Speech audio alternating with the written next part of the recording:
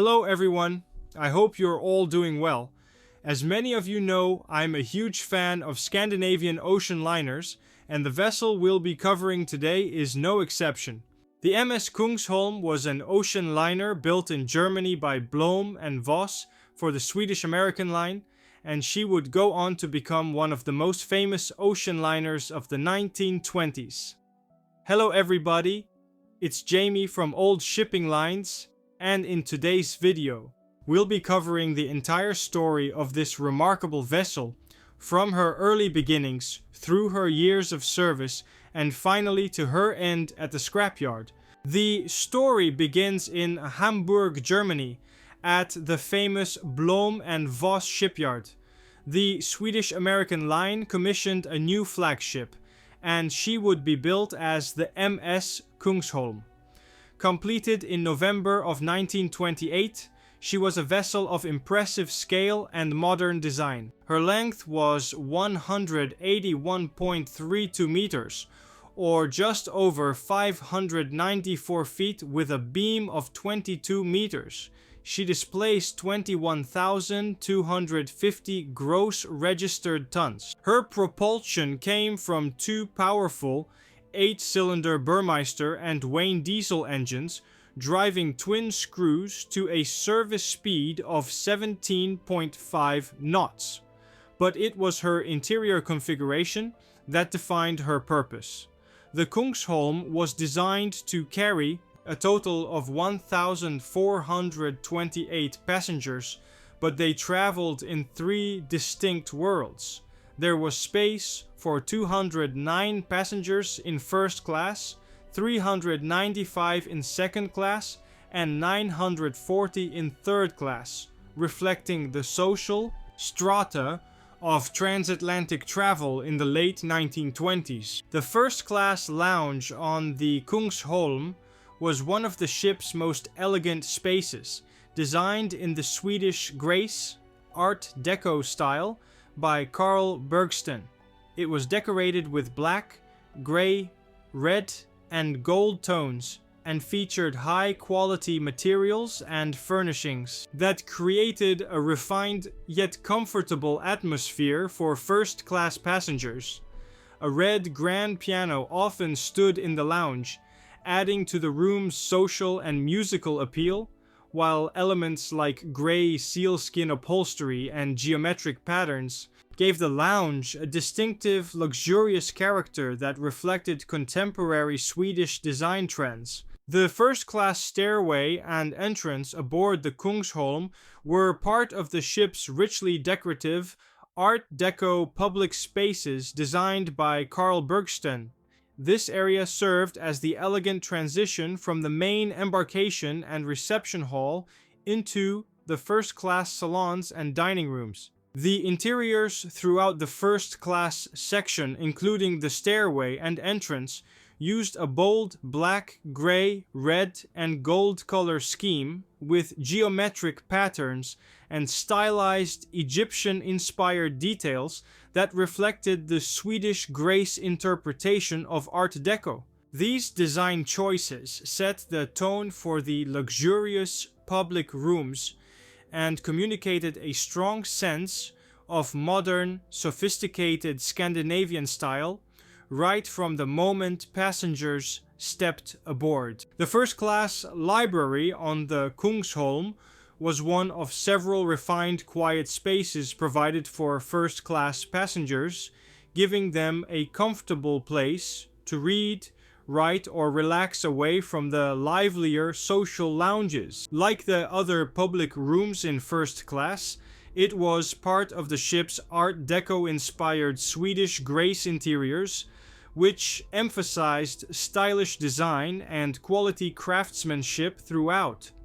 The library offered a curated selection of books and a peaceful retreat that reflected the era's luxury cruising culture, where thoughtful, dedicated spaces for leisure and culture were an important part of the passenger experience. The first-class restaurant on the Kungsholm was a highlight of her luxurious public spaces, reflecting the ship's bold Swedish grace, Art Deco interior scheme designed by Carl Bergsten and his team. It was reached through an attractive dining lobby, where the stylistic details of the first-class decor carried through in floor tiles and sweeping architectural lines. The restaurant itself was richly appointed and featured a silver-topped dome and decorative mural work, creating an elegant atmosphere for formal dining. A musician's gallery added to the ambiance, with live music enhancing the sophisticated experience of haute cuisine at sea. She entered service on the route between Gothenburg, Sweden and New York City in 1928, serving as a proud symbol of Swedish maritime ambition.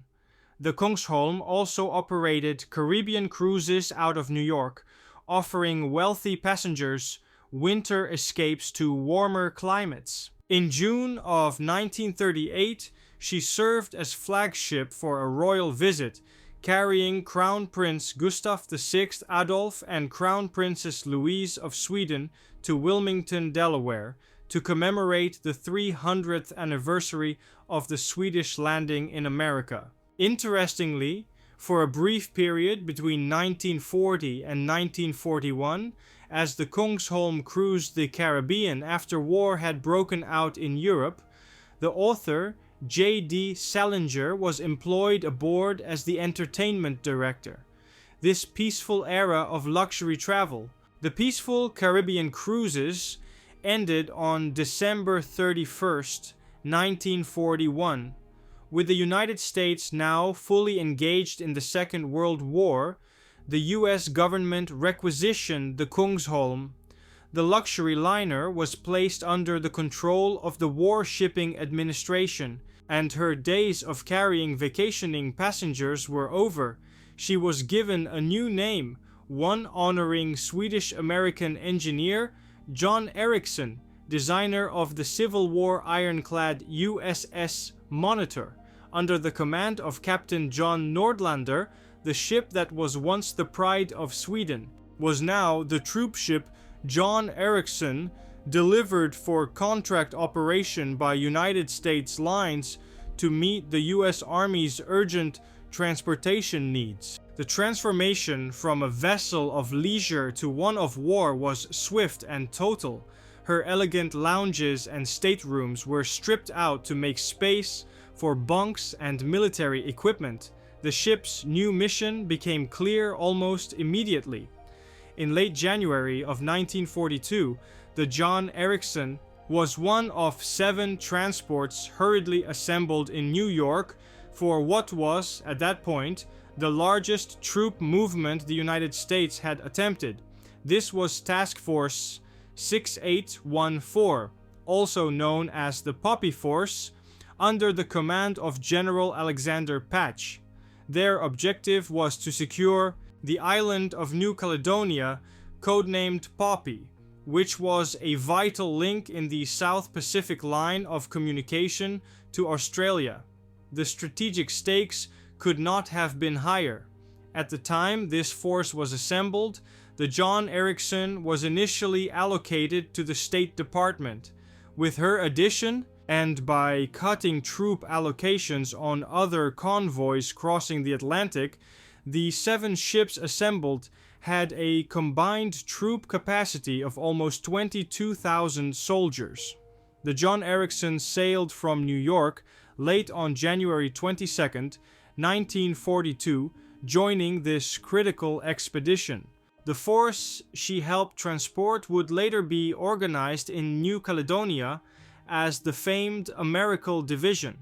The John Ericsson belonged to an elite group of large, fast troop transports that were capable of running across the oceans without escorts, their speed being their primary defense. This allowed them to move freely among wartime theaters as the strategic situation demanded.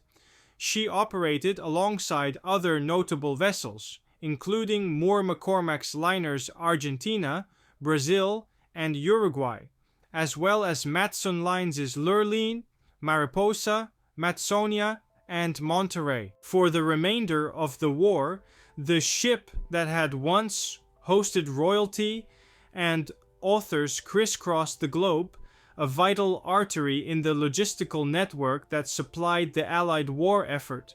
She carried thousands of troops to distant fronts, the whole now dedicated not to comfort, but to survival and victory. When the war finally ended, the John Ericsson's future was uncertain. The vessel was placed in the Hudson River Reserve Fleet on April 28, 1947. She was no longer the pristine liner that had entered service 2 decades prior. The ship had sustained significant fire damage during her wartime service, with repairs estimated to cost between $500,000 and $1.5 million. The US government put her up for sale. In a twist of fate, the ship was sold back to her original owners, the Swedish American line, with the title passing on July 18th and the vessel delivered on July 23rd, 1947. But the Swedish American line had new ships and new plans. Instead of undertaking the costly refit to return the veteran vessel to her former glory, they immediately resold her. In 1948, the ship found a new home with the Italian shipping company Home Lines. They gave her a new name that reflected her new ownership. A new hope for the post-war era, Italia. This began the ship's third life. Home Lines invested in an extensive refit and conversion, preparing the Italia for the booming markets of the late 1940s and 1950s. The era of rigid class divisions was fading. The ship was reconfigured to carry immigrants seeking new lives in the Americas, as well as tourists. Her routes became wonderfully diverse, reflecting the shifting patterns of global migration and travel. She sailed from Genoa to South America, from Hamburg to New York, and from Bremen to Quebec, carrying the hopes of thousands. The Italia became a familiar sight in Atlantic ports, a symbol of rebirth and opportunity. She also began operating cruises from New York to Nassau and the Caribbean, signaling a gradual shift in maritime travel from necessary passage to leisurely vacation. For 16 years, the ship served faithfully under the Italian flag, a workhorse connecting the old world with the new. But as the 1960s dawned, the economics of transatlantic travel were changing yet again. Jet aircraft were becoming the preferred way to cross the ocean, and the great liners were facing an uncertain future. The Italia, now over 35 years old, was about to undergo her final and perhaps most surprising transformation. In 1964, the aging Italia was sold once more, this time to the Canaveral International Corporation. The plan was not to send her back to sea, but to give her a permanent berth. The ship was destined for Freeport in the Bahamas, where she would be converted into a 500-room floating hotel. Renamed the Imperial Bahama, this marked her fourth and final identity. The vessel that had crossed oceans for 36 years was now to become a stationary resort, a landmark in a growing tourist destination. The conversion was extensive. The ship's interior, which had already been transformed from Swedish luxury to troop transport to Italian migrant carrier, was now completely reimagined for the hospitality industry. The hotel complex that grew up around her was known as the Imperial Bahama Hotel, and it was designed to be a self-contained vacation spot. The development included a sprawling 9-acre golf course, 4 tennis courts, a shopping center, and a marina. The concept was ambitious, representing a growing trend of repurposing aging ocean liners whose seagoing days were economically over. For a brief time, the Imperial Bahama offered a novel experience. Guests could stay in a historic liner, enjoying modern resort amenities while surrounded by the ship's original hull and superstructure. It was a unique chapter, a retirement for a vessel that had seen so much of the world. But the hotel venture was short-lived. The economics of maintaining such a large, aging structure, even as a stationary hotel, proved challenging. After just a year in this role, the decision was made that the ship's long journey had finally reached its end.